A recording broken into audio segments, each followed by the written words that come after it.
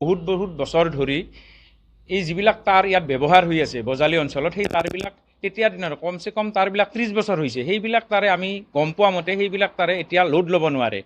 আমাৰ বজালী অঞ্চলত যিবিলাক গাঁও অঞ্চলৰ আপোনাৰ ভল্টেজটো আপোনালোকে বহুত কম, যাৰ ফলত ৰাতি ফ্ৰিজ টিভি নচলে। মানুহখিনি ভালদৰে সেইবিলাক বস্তু ব্যৱহাৰ কৰিব নোৱাৰে। এইবিলাক কাৰণ হৈছে কি, তাঁৰবিলাক আমাৰ বহুত ক্ষয় ক্ষতি হৈছে, বহুত বছৰ ব্যৱহাৰ হোৱাৰ কাৰণে ক্ষয় ক্ষতি হোৱাৰ কাৰণে মানে তাত লোডটো ল'ব নোৱাৰে। লোডটো দিলে তাঁৰবিলাক ছিঙি যায়। আৰু এটা কথা যে প্ৰত্যেক কনজিউমাৰৰ পৰা তেওঁলোকে পাৰ কিলোৱাটত 60 টকাকৈ লয়। 60 টকাটো কিহৰ কাৰণে লয়? ছাৰ্ভিচৰ কাৰণে লয়। ছাৰ্ভিচ অল বজালী ডিষ্ট্ৰিক্টত কিমান কনজিউমাৰ আছে, সিহঁতে কিমান পইচা কালেকশ্যন কৰি আছে APDCL-এ। তাৰ ক্ষেত্ৰত আপুনি ভবানীপুৰতে চাওক, 2জন আছে মাত্ৰ। তেওঁলোকেও কণ্ট্ৰেকচুৱেলহে চাকৰি, অৰিজিনেল তেওঁলোকৰ APDCL-ৰ চাকৰিত তেওঁলোকে চৰকাৰী চাকৰিটো নহয়। আৰু বৃহত্তৰ ভবানীপুৰ এৰিয়াত 2জন মানুহেৰে কোনো কাৰণত আমাৰ এই সমস্যাটো সমাধান নহয়। বতাহ বৰষুণ আহিলে চাৰিওফালে গাছ পৰে, সিহঁতে 2জন মানুহে কৰিব নোৱাৰে। আৰু তেওঁলোকৰো গাফিলতি আছে, তেওঁলোকে কৰিব পৰা কামখিনিও তেওঁলোকেও নকৰে। কাৰণ চৰকাৰৰ গাফিলতিৰ লগতে ডিপাৰ্টমেণ্টৰো গাফিলতিৰ লগতে কৰ্মচাৰীৰো গাফিলতি আছে। আৰু আমি প্ৰত্যেকবাৰে বাৰম্বাৰ আমি যুৱ ছাত্ৰ পৰিষদে তেওঁলোকক ডিপাৰ্টমেণ্টক গৈ আহিছোঁ যে আমাৰ ব্যৱহাৰ হোৱা সকলো তাঁৰ তেওঁলোকে অতি শীঘ্ৰে নতুন তাঁৰত ব্যৱস্থা কৰক। তেওঁলোকে সেইটো কাম নকৰে। স্মাৰ্ট মিটাৰ লগাইছে। স্মাৰ্ট মিটাৰৰ অৰ্থটো কি? স্মাৰ্ট মিটাৰ ক'ত লগাইছে? য'ত সঘনাই লাইনটো থাকেই, কাষ্টমাৰখিনি লাইনটোৰ কাৰণে ৰিচাৰ্জ কৰিব লাগিব। এতিয়া এনেকুৱা হৈছে, যোৱা পৰহি আপোনাৰ 12 ঘণ্টাৰ ওপৰত লাইট নাই ভবানীপুৰত।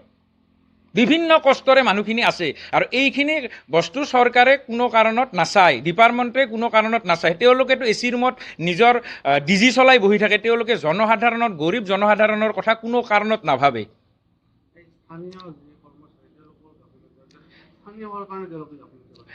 তেনেকুৱা কথা। স্থানীয় কৰ্মচাৰী তেওঁলোকে স্থানীয় হোৱাৰ কাৰণে গাফিলতি কৰাটো তেওঁলোকৰ নিজৰ কথা। আচলমতে কি হয়, স্থানীয় কৰ্মচাৰী স্থানীয় জেগাত মোৰ মতে বেছি ভালদৰে কামটো কৰিব লাগে। তেওঁলোকে নকৰাৰ কাৰণটো কি? আৰু এই নকৰাৰ কাৰণটো নিশ্চয় বিভিন্ন ছ'চিয়েল মিডিয়াত আজি আপুনি দেখি আছে, বহুদিন ধৰি এওঁলোকৰ ওপৰত মানুহে দোষ জাপি দি আছে। তেওঁলোকৰ ডিপাৰ্টমেণ্টৰ মানুহখিনি এই বস্তুখিনি দেখা নাই নেকি? দেখিছে যদি কৰা নাই কিয়? নকৰাৰ কাৰণটো এইয়েই যে তেওঁলোকেও জানে যে আমাৰ যিবিলাক ব্যৱহাৰ হৈ থকা ইলেক্ট্ৰিক তাঁৰসমূহৰ বহুত দুৰ্বল। তেওঁলোকে কোৱা মতে, আমি মানে জনামতে যে তাঁৰবিলাকত আপোনাক যিমানখিনি বিদ্যুৎ প্ৰবাহিত কৰিব লাগে প্ৰবাহিত কৰিব নোৱাৰাৰ কাৰণ তাঁৰবিলাক নিজে ছিঙি যায়।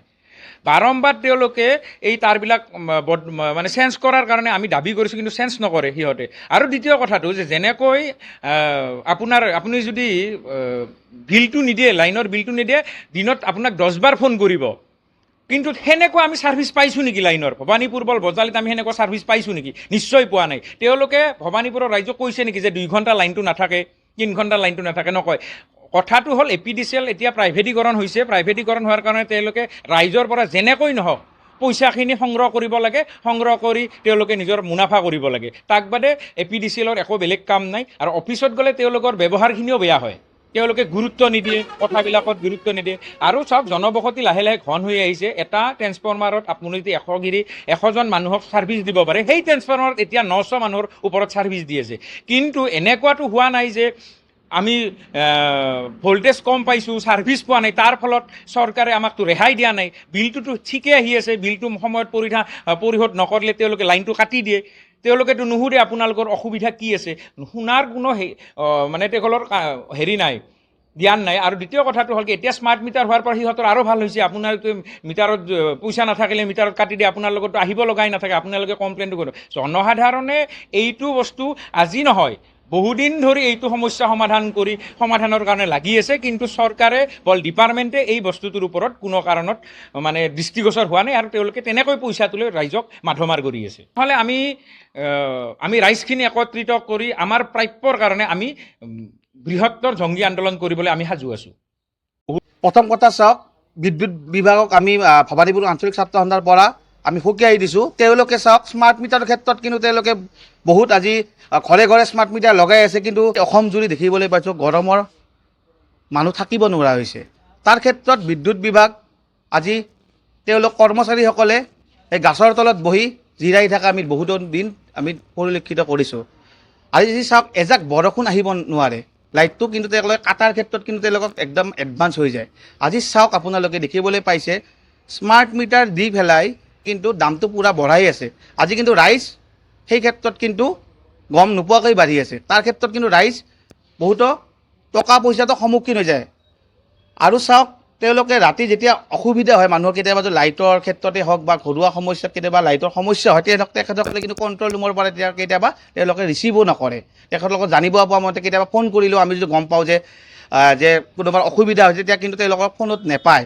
তাৰ ক্ষেত্ৰত আমি এটা কথা ক'ব বিচাৰিছোঁ ভৱানীপুৰ আঞ্চলিক ছাত্ৰ সন্থাৰ তৰফৰ পৰা, যদি ইয়াৰ ক্ষেত্ৰত যদি বিদ্যুৎ যোগানৰ ক্ষেত্ৰত যদি তেওঁলোকে ব্যৰ্থ হৈ থাকে, আমি ইয়াৰ ক্ষেত্ৰত কিন্তু তীব্ৰ আন্দোলন কৰিবলৈ বাধ্য হ'ম। এইটো সঁচা কথা। স্থানীয় কৰ্মী হেমাহীন আমি এইটো দেখা পাইছোঁ। তেওঁলোকে আজি চাওক যদি কিবা কাৰণত আপোনালোকে দেখিবলৈ পাইছে লোডশ্বেডিং যদি আপোনাৰ ৰাতি যদি ধৰ 10টা বজাত যদি হয়, তেখেতসকলে তেতিয়া ৰাতিপুৱাহে যায় তেখেতসকলে কিন্তু ভাল কৰে। 10টাৰ পিছত তেখেতসকলে জিৰাই থাকে। সেই ক্ষেত্ৰত কিন্তু আমি সমস্যাৰ সন্মুখীন হৈছোঁ। যদি চৰকাৰক ইয়াৰ পৰা আমি দাবী কৰিব বিচাৰিছোঁ, যদি স্থানীয় লোকে ইয়াত যদি আমাৰ কামৰ গাফিলতি কৰি আছে, তেওঁলোকক আপোনালোকে বদলাই দিয়ক।